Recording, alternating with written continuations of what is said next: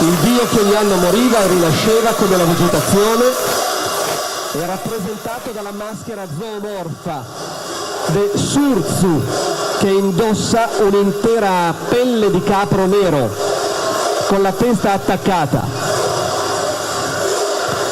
Il capro era infatti la forma più frequente nella quale il dio si manifestava. È appena il caso di dire che anche nella mitologia cristiana la figura dell'immagine del capro è stata poi ripresa per demoniache, diaboliche rappresentazioni.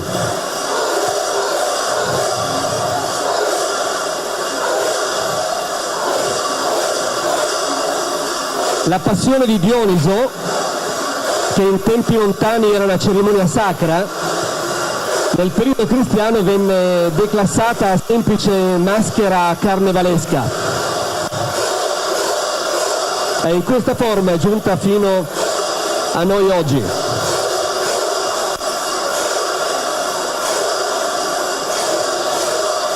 Surzu è tenuto per la vita da suo Amadore, il suo guardiano. Ogni tanto cade a terra, fingendo la passione che precede la sua morte.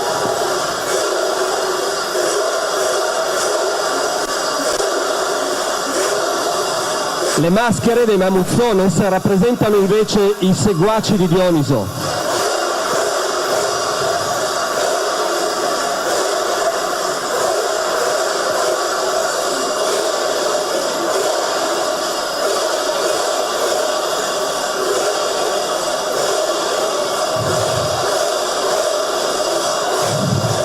Alberto, noi prima molto egoisticamente ci lamentavamo del caldo, senza pensare a quale possa essere la percezione del caldo con queste pelli. Sì, straordinario.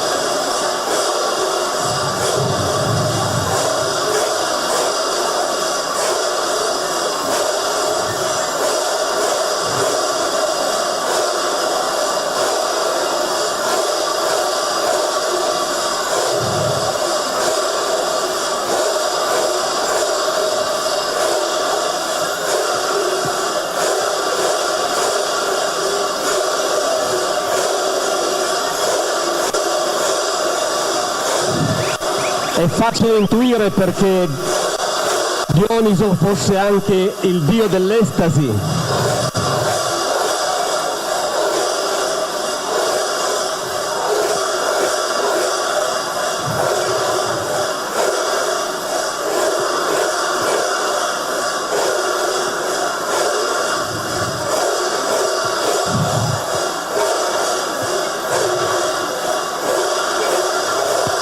Grandi applausi per i padroni di casa, il gruppo etnico Mamuzzones del Samugheo. Io, Alberto, vorrei dedicare un ringraziamento particolare al presidente